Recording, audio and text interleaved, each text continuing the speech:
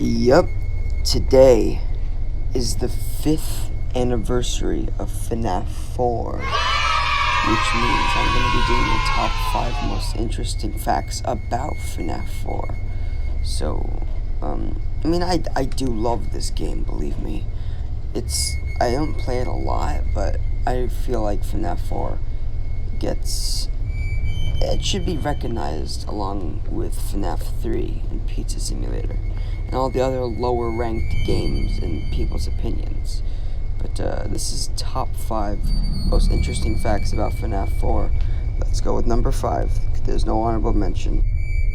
Also, in my videos, I usually go from 5 to 1. This time, I'll be changing things up, and I'll be going from 1 to 5. This time, 1 will be the lowest and 5 will be the greatest, instead of 5 being the lowest and 1 being the greatest. This time, we're switching things up. So let's get started. Number 1. This is the game that introduced Fredbear to us. Originally, we thought this was Golden Freddy. No. This is Fredbear. Golden Freddy's completely different. He's a yellow bear with a black hat and a black bow tie. This one just has a purple bow tie with purple hat and stuff. If you're wondering about the Stage 01 minigame from FNaF 3, people thought that was Golden Freddy at the time of FNaFs 1, 2, and 3. But FNaF 4 gave us more insight on the lore and FNaF history, thus proclaiming this yellow bear to be Fredbear.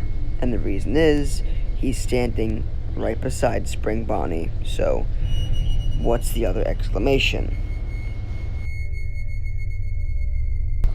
Number 2.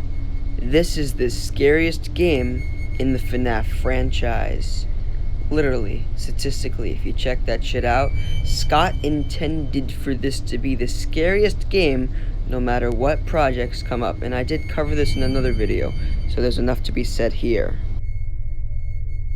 Number 3. FNaF 4 is the only game with a Halloween edition. If you play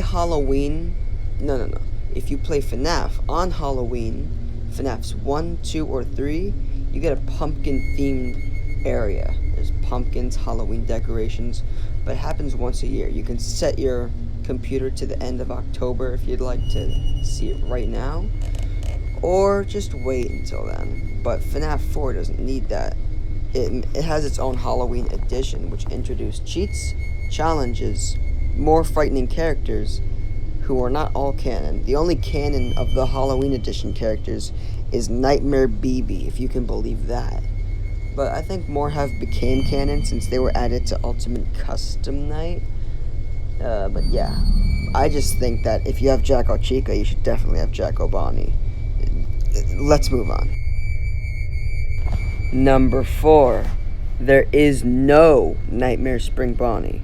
I don't know why Scott Cawthon decided to make Plushtrap other than Nightmare Spring Bonnie. Believe me, I love Plushtrap, but Nightmare Spring Bonnie would have been a sight to behold, considering that there's a Spring Bonnie plush out now that I really want. And Nightmare Spring Bonnie did exist at this time, Spring Bonnie, so it would make a lot of sense. So yeah. But you know exactly who's the last one. Yes, the final spot, number 5, is going to the game that introduced Nightmare. Fredbear may be number 1 on this list, but Nightmare is top. And on this list, 1 is the worst. Usually 1 is the best. But the reason that separates Nightmare and Nightmare Fredbear is because people thought Fredbear was Golden Freddy, but it turned out to be Fredbear. Mistake made. Nobody knows who Nightmare is. People have conceived the theory that it might be some kind of Nightmare's version of Shadow Freddy, or perhaps even Golden Freddy, because he has a kill scream like Golden Freddy.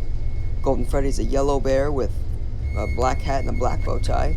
Nightmare's a black bear with a yellow hat and a yellow bow tie. So that's a thought in mind.